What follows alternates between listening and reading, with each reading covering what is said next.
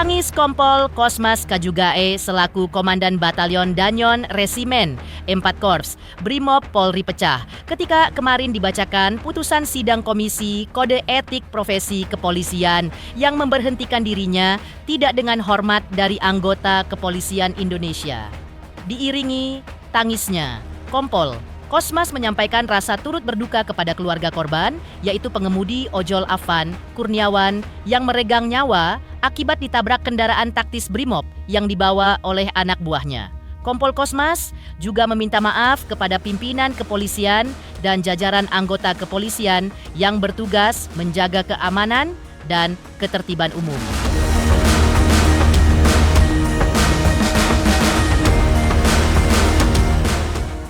Lantas, seperti apa sikap Kompol Kosmas atas putusan sidang etik kemarin? Seperti apa pula tanggapan Irjen Pol Purnawirawan Riki Sitohang atas aksi demonstrasi massa yang berujung jatuhnya korban jiwa baru-baru ini? Lalu, bagaimana pula analisa hukum Kamarudin Simanjuntak atas aksi penjarahan terhadap 4 rumah anggota Dewan dan rumah Menteri Keuangan Sri Mulyani?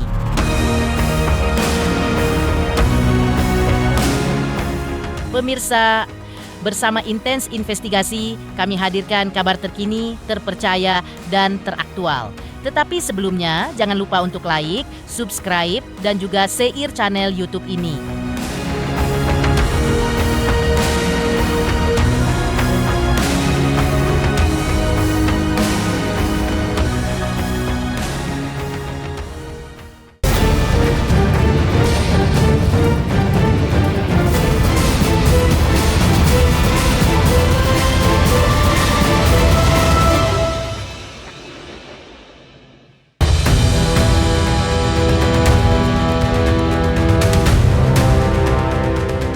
Babak baru kasus hilangnya nyawa pengemudi ojol Afan Kurniawan yang digilas kendaraan taktis Brimob dalam demonstrasi massa memprotes kenaikan tunjangan dan gaji anggota Dewan pada tanggal 28 Agustus 2025. Dalam sidang kode etik profesi kepolisian yang digelar di Mabes Polri kemarin, hari Rabu, tanggal 3 September 2025, Komisi Kode Etik Profesi Polri KKEPP menilai Komandan Batalion Danyon Resimen 4 Korps Brimob Polri, yaitu Kompol Kosmas Kajugae atau Kompol K, tidak profesional dalam menangani aksi massa yang terjadi pada tanggal 28 Agustus 2025. Ia pun menerima sejumlah sanksi, termasuk pemberhentian tidak dengan hormat sebagai anggota Polri. Dan seperti inilah detik-detik Komisi Kode Etik Profesi Polri membacakan putusan yang isinya memecat Kompol Kosmas.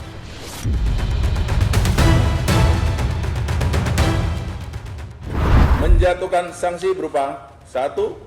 Sanksi bersifat etika, yaitu perilaku pelanggar dinyatakan sebagai perbuatan tercela.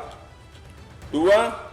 Sanksi administratif, yaitu penempatan pada tempat khusus selama 6 hari telah dijalani pelanggar terhitung sejak tanggal 29 Agustus tahun 2025 sampai dengan 3 September tahun 2025 di ruang Patsus Biro Propos di Propam Polri. B. Pemberhentian tidak dengan hormat atau PTDH sebagai anggota Polri. Kompol Kosmas yang mendengar langsung putusan sidang kode etik profesi kepolisian dirinya telah diberhentikan tidak dengan hormat, alias dipecat dari kepolisian, terlihat sedih dan menangis. Dalam tangisnya, ia mengungkapkan bahwa sungguh tidak ada niat untuk membuat orang celaka. Namun, karena peristiwanya sudah terjadi, maka ia pun menyampaikan rasa duka cita yang mendalam kepada keluarga almarhum Afan Kurniawan.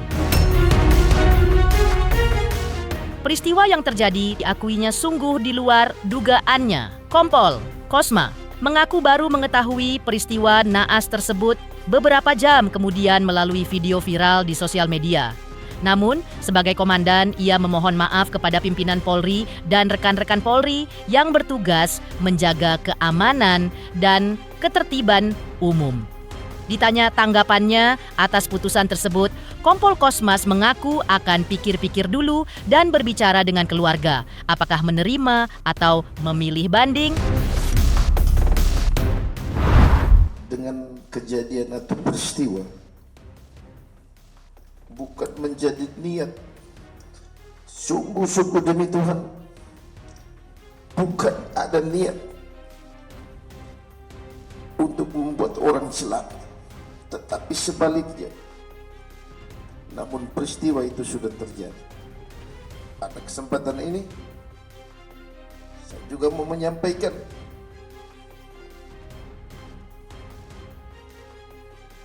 duka cita yang mendalam kepada korban Afan Kurniawan serta keluarga besar. Sungguh-sungguh di luar dugaan,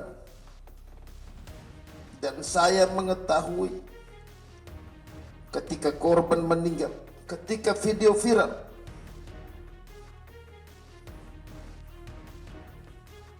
dan kami tidak mengetahui sama sekali pada peristiwa dan waktu yang kejadian tersebut. Setelah kejadian video viral, kami ketahui setelah beberapa jam berikutnya melalui medsos. Dan kesempatan ini pula saya juga mohon maaf kepada pimpinan Polri ataupun rekan-rekan Polri yang sedang bertugas menjaga keamanan Katipan Umum.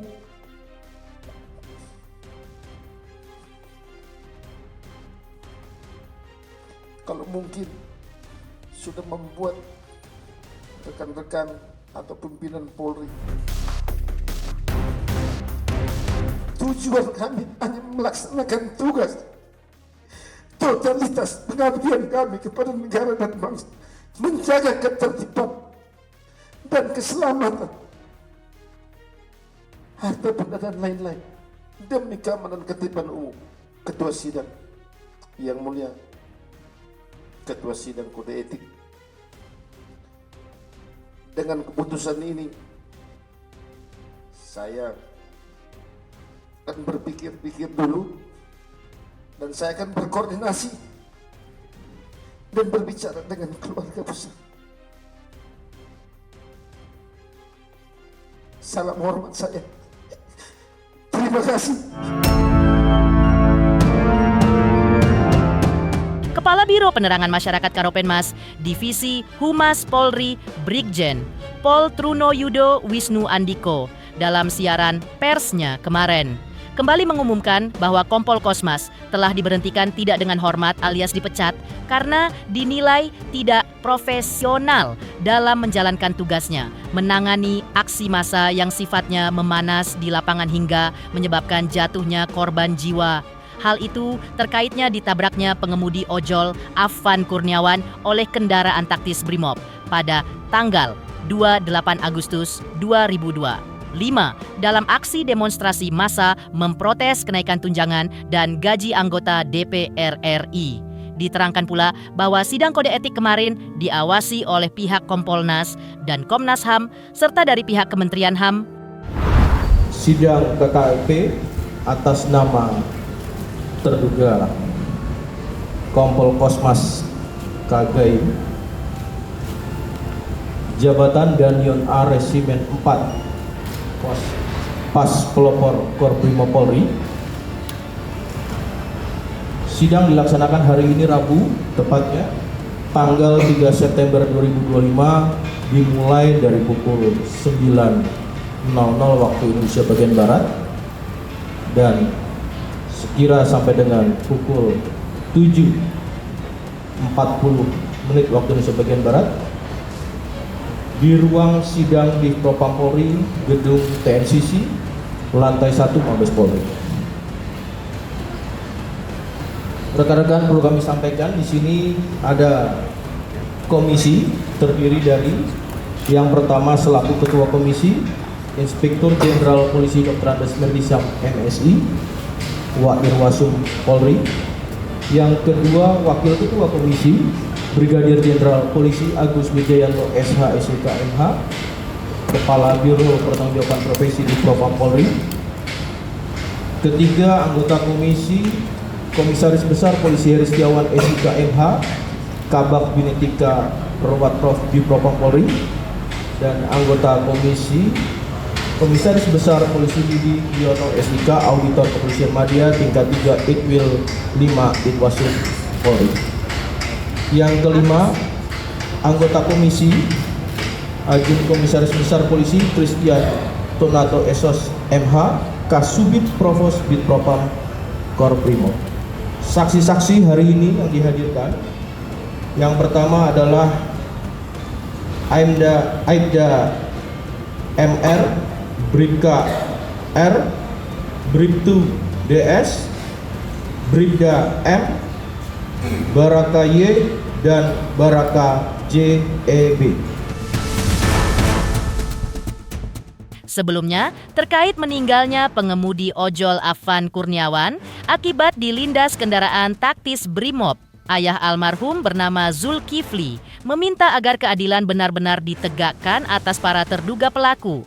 Pihaknya masih menaruh kepercayaan kepada lembaga kepolisian Republik Indonesia untuk mengganjar pelaku dengan hukuman atau sanksi yang tegas dan berat. Zulkifli berharap kejadian serupa tidak terulang lagi, terutama bagi rekan-rekan ojek online lainnya. Sementara kakak almarhum bernama Adam mengaku belum ikhlas atas kepergian sang adik selamanya, namun ia memilih menahan emosinya karena sadar bahwa amarah tidak akan mengembalikan sang adik tercinta yang kini telah tiada. Sang kakak juga masih menaruh rasa percaya kepada pihak kepolisian dalam mengusut kasus kepergian adiknya.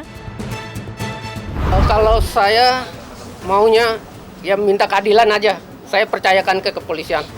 Jangan sampai anarkis semua yang di sini sama rekan-rekan saya lah. Jangan sampai kedua kalinya lagi terjadi semacam kayak anak saya aja. Gitu aja, saya kasihan yang merasa punya anak istri. Saya merasa nggak ikhlas, ya tidak ikhlas. Cuman saya harus berbuat apa? Percuma saya marah-marah, tapi ujung-ujungnya adik saya tidak bakal ada lagi. Di negeri ini ya saya percayakan, tetap saya percayakan. Cuman masalah polisi tetap saya masih percaya. Itu aja, nggak semuanya polisi. Minta tolong itu aja. Itu mungkin polisinya yang berandal. Mengejutkan, tangis kompol Kosmas usai dirinya diputuskan pemberhentian dengan tidak hormat sebagai anggota Polri terkait insiden pengemudi ojol. Seperti apa pula tanggapan Irjen Pol Purnawirawan Ricky Sitohang atas huru-hara demonstrasi besar-besaran yang menelan korban jiwa baru-baru ini? Selamat untuk intens investigasi. 3 juta subscriber, luar biasa sekali 3 juta. Ya pokoknya semakin sukses lah dan bisa menghadirkan sesuatu yang memang baik untuk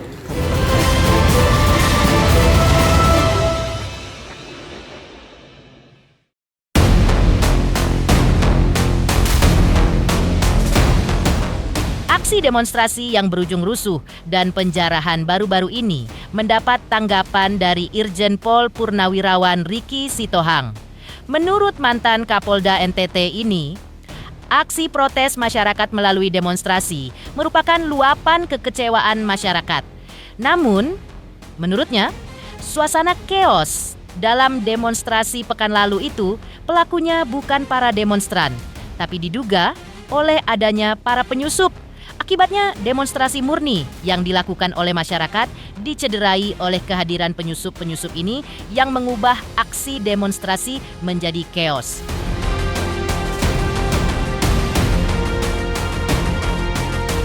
Ojol, mau masyarakat, mau mahasiswa, syah dan manusiawi. Mereka tidak berterima dengan situasi kondisi itu.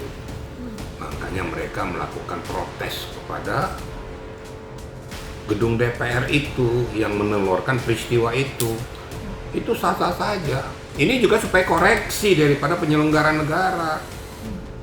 Dikala rakyat kita tuh sedang menderita, sedang betul-betul membutuhkan pertolongan daripada penyelenggara negara, di situ kalian menunjukkan kemewahan kalian.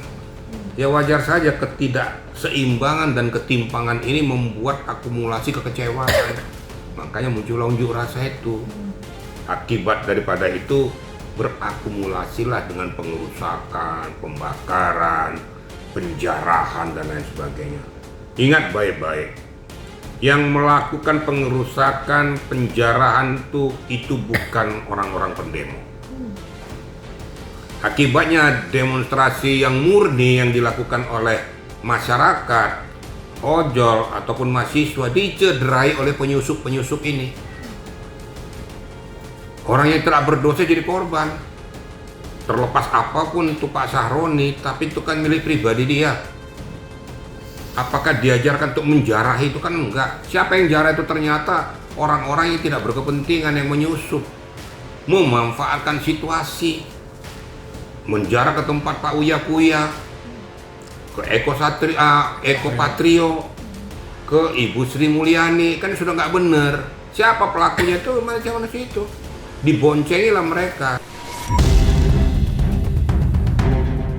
Tak hanya itu, Irjen Pol Purnawirawan Ricky Sitohang juga mengecam tindakan anarkis dari para penyusup, termasuk atas aksi penjarahan terhadap rumah 4 anggota dewan, yaitu Eko Patrio, Uya Kuya, Ahmad Sahroni, dan juga rumah yang dikira massa adalah milik Nafa Urbah, yang ternyata rumah mantan suaminya Zekli, serta rumah Menteri Keuangan Sri Mulyani.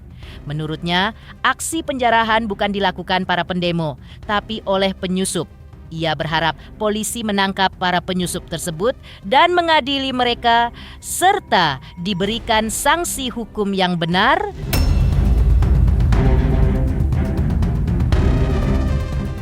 Kita sudah diboncengi oleh penyusup-penyusup itu, segera sadar dan hentikan itu.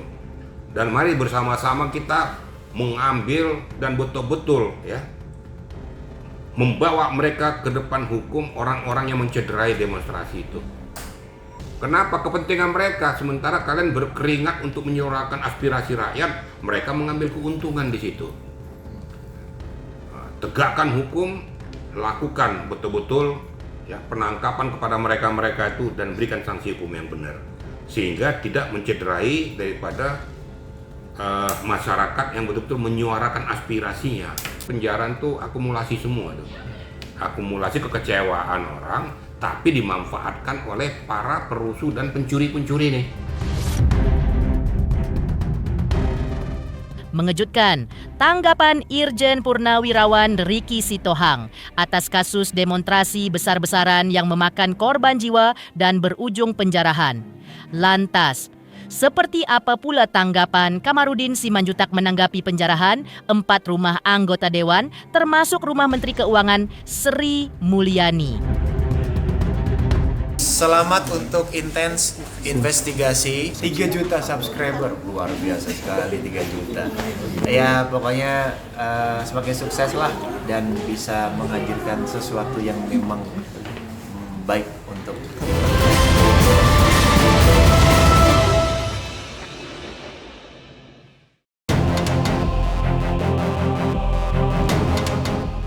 Praktisi hukum Kamarudin Simanjuntak menanggapi secara berbeda aksi demo anarkis yang berujung terjadinya penjarahan terhadap rumah anggota Dewan Ahmad Sahroni, Uya Kuya, Eko Patrio, rumah Zekli yang diduga para penjara merupakan rumah Nafa Urbah, serta rumah Menteri Keuangan Sri Mulyani. Ia mempertanyakan mengapa hanya 4 anggota dewan plus Menteri Keuangan saja yang dimintai pertanggungjawaban.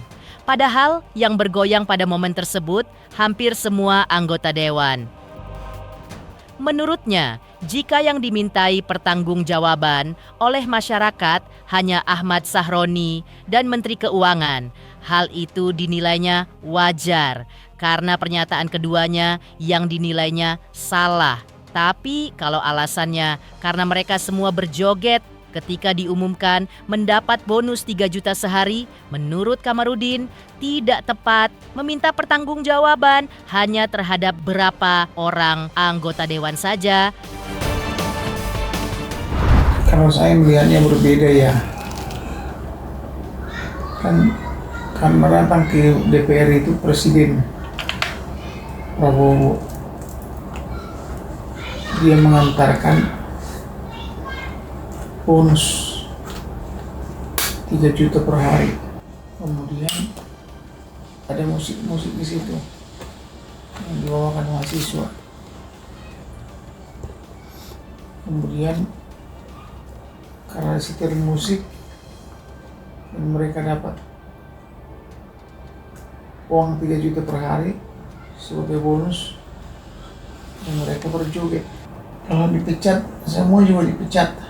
Presiden juga dipecat, Kapolri juga dipecat, semua anggota dewan itu dipecat. Karena semua orang kan joget-joget kan.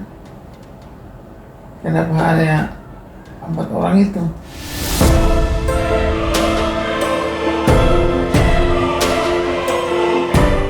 Pemirsa Intens Investigasi, jangan lupa saksikan terus Intens Investigasi dan pastikan jangan lupa untuk like, subscribe, share, dan juga komen.